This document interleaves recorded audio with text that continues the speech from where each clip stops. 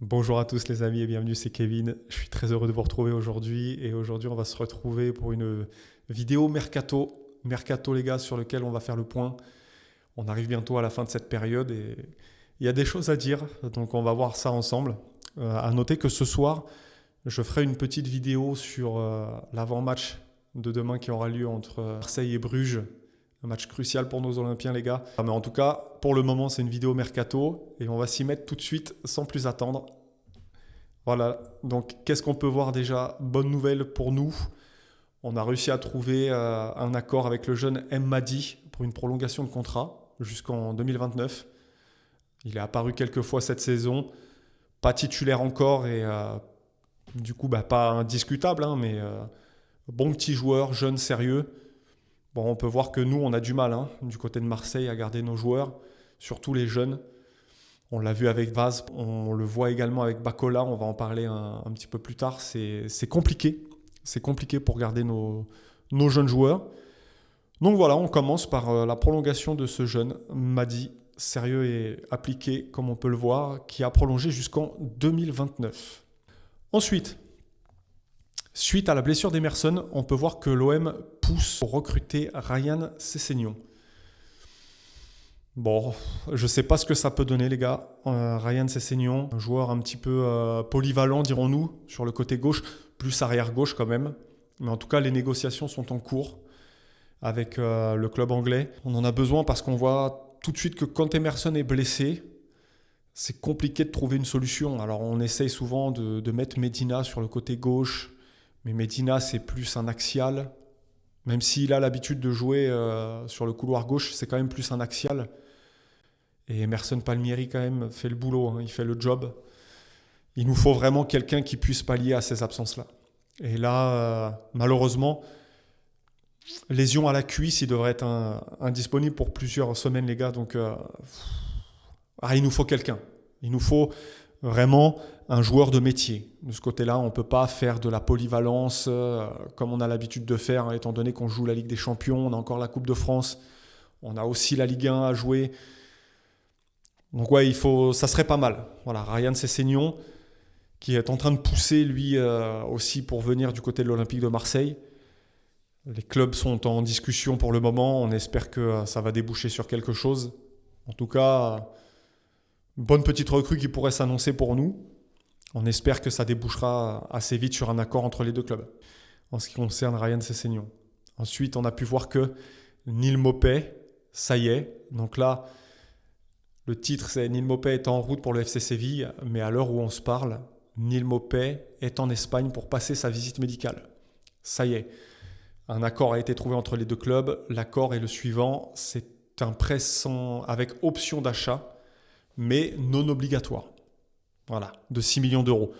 Donc c'est-à-dire que Neal Maupay va s'engager avec le FC Séville, mais, et le mais est là, s'il n'a pas été convaincant, malheureusement, cet été, il sera de retour à l'OM.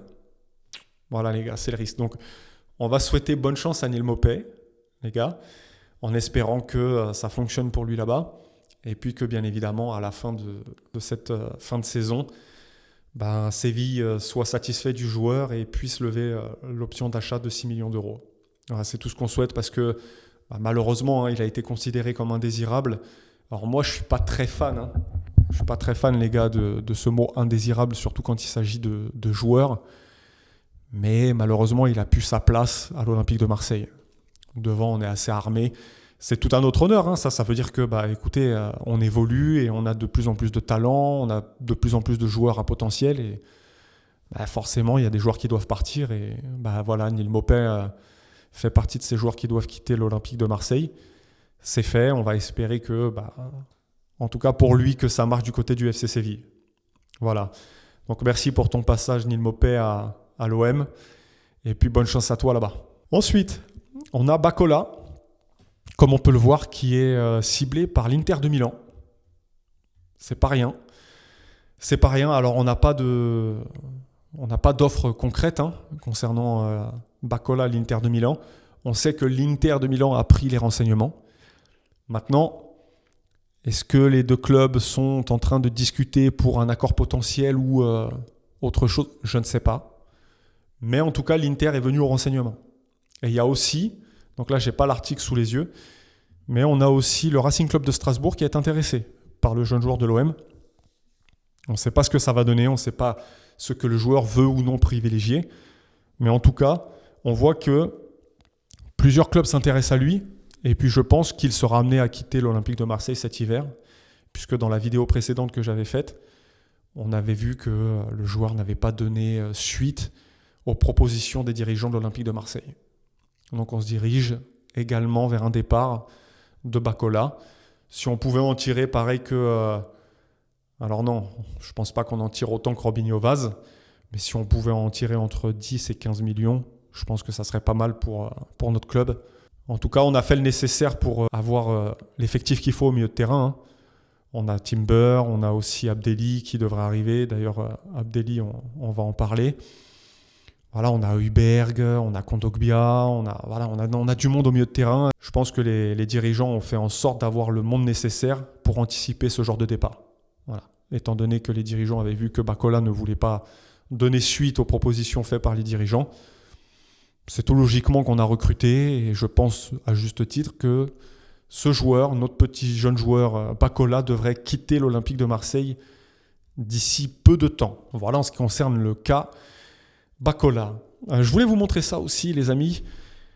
Une déclaration de Pablo Longoria qui dit la chose suivante: j'aimerais que De Zerbi devienne comme Simeone à l'Atlético. C'est pas mal, hein, c'est pas n'importe quoi cette déclaration. Hein. Bon, ça veut dire qu'ils sont satisfaits, mais est-ce que De Zerbi est prêt à s'installer vraiment sur une longue durée à Marseille? Je ne sais pas. Et je pense qu'on est nombreux à être dans le doute, puisqu'il a dit aussi, il y a peu de temps de ça, que son destin était lié à celui de Benatia, qui, si il était amené à partir, lui partirait aussi. C'est le flou, en fait, à l'OM, c'est ça. En fait, le problème, c'est ça. On a tout et son contraire. D'un côté, on a Longoria qui nous dit ça. De l'autre côté, Roberto De Zerbi qui lui aussi nous a dit qu'il était amoureux du club, de la ville, de sa passion, des supporters, etc. Puis après, que son destin était lié à Benatia, que si Benatia partait, il partirait.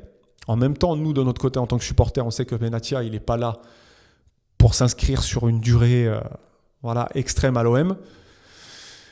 Donc c'est compliqué. C'est compliqué pour nous de se faire un avis. En tout cas, Longoria a quand même déclaré ça. Hein. J'aimerais que Roberto De Zerbi devienne comme Simeone à l'Atlético. On sait que Diego Simeone à l'Atlético, c'est un entraîneur de longue date. Hein. Alors je ne sais pas exactement combien de temps, mais on sait que ça fait plusieurs années maintenant qu'il y est. Et il a toujours, il a toujours les résultats escomptés. Il est toujours présent sur la scène européenne. Il ne fait pas figuration en Liga. Intéressant, pourquoi pas. En même temps, ça nous permettrait aussi d'avoir de la stabilité. Hein. Après, on peut critiquer plein de choses chez Roberto De Zerbi, mais on va pas se mentir. Je pense que si c'était pas Roberto De Zerbi à l'OM, il y a peut-être des joueurs qu'on n'aurait pas aujourd'hui, hein, les amis. Ne nous mentons pas là-dessus. C'est vrai. Donc bon, affaire à suivre. On verra. On verra ce que ça donne, mais pourquoi pas s'inscrire dans la durée avec Roberto De Zerbi, ça pourrait être intéressant. Allez, on va passer à Iman Abdelli. Les gars. Le directeur sportif du SCO d'Angers fait le point sur le dossier Imad Abdelli. Et quand on lit, en fait, ce qu'il dit, le dossier Imad Abdelli n'est pas encore bouclé entre l'Olympique de Marseille et Angers, alors que le milieu de terrain algérien a exprimé son souhait de rejoindre l'OM. Le directeur sportif du SCO d'Angers, Laurent Boissier, a confirmé dans l'émission After Foot sur RMC qu'aucun accord n'avait été trouvé à ce jour. Écarté du groupe professionnel depuis plusieurs semaines, Abdelli s'entraîne actuellement avec la réserve à 6 mois de la fin de son contrat. Alors, pour faire le point, on sait très bien que le joueur veut rejoindre l'OM. Ça, c'est un fait. On l'a même aperçu lors du match Angers-Marseille avec un maillot de l'OM. Ça m'avait fait rire, ça, d'ailleurs. Mais, par contre, Benatia, sur l'avant-match, nous avait dit que le SCO d'Angers en demandait un peu trop. Marseille voulait en proposer entre 2 et 3 millions, il me semble, et le SCO d'Angers en voudrait entre 4 et 5 millions. Bon. Alors, je comprends Mehdi Benatia qui nous dit que le joueur, à ce tarif-là, c'est un tarif trop élevé en fonction du statut qu'a Imad Abdelli. Ça peut s'entendre. Maintenant, est-ce que le SCO d'Angers est en passe d'être en situation de force pour négocier, je ne sais pas. Alors moi, d'un point de vue extérieur, hein, je me mets à la place de l'entraîneur et même des dirigeants du SCO d'Angers, je me dis, alors, c'est soit on se met d'accord avec l'OM tout de suite et il part, même si c'est pour 3 millions d'euros, mais au moins il part et on empoche 3 millions d'euros. Sinon, comme Mehdi Benatia l'a dit, nous on n'est pas pressés, on attend la fin de la saison, et puis de toute façon, la fin de son contrat arrive, et puis lui, il va rejoindre l'Olympique de Marseille gratuitement. Donc, l'un dans l'autre, moi si j'étais dirigeant du SCO d'Angers, je le vendrais tout de suite. Hein. Après, est-ce qu'il n'y a pas aussi un petit coup de bluff en se disant, écoute, la fin du mercato arrive, est-ce que Marseille va vraiment céder ou non ? Je sais pas, il y a peut-être un petit coup de poker chez les dirigeants du SCO d'Angers, les gars. À tout moment, ils se disent que, la fin du mercato arrive, Marseille veut Abdelli, peut-être qu'ils vont plier, qu'ils vont céder aux 4-5 millions d'euros demandés par les dirigeants d'Angers. Mais en tout cas, Benatia a été clair, pour lui, le joueur vaut un certain prix et les dirigeants marseillais n'iront pas au-delà. Donc l'interrogation, on sait qu'il viendra, que ça soit maintenant ou cet été, il viendra à Marseille, ça c'est pas un problème. Maintenant, quand ? Tout dépend de l'accord trouvé entre les dirigeants ou non. Hein. Après, peut-être que le SCO d'Angers, fin de mercato, ils se diront, bon, si on attend la fin de saison, il va partir libre, on va accepter les 3 millions d'euros. C'est un petit bras de fer entre les deux clubs, mais en tous les cas, je pense que c'est l'Olympique de Marseille qui est en position de force sur ce dossier-là. Donc voilà, on ne sait pas trop. On ne sait pas trop, est-ce que ça sera un mercato d'hiver ou cet été, les amis, on ne sait pas. On ne sait pas, on verra. En tout cas, c'est en suspens, mais le dénouement est proche. Hein. On arrive à la fin bientôt, hein. On est le 27. La fin, il me semble que c'est le 1er février, ou le 2, peut-être, le 1er février à minuit. Donc, on verra. On verra, les amis, affaire à suivre.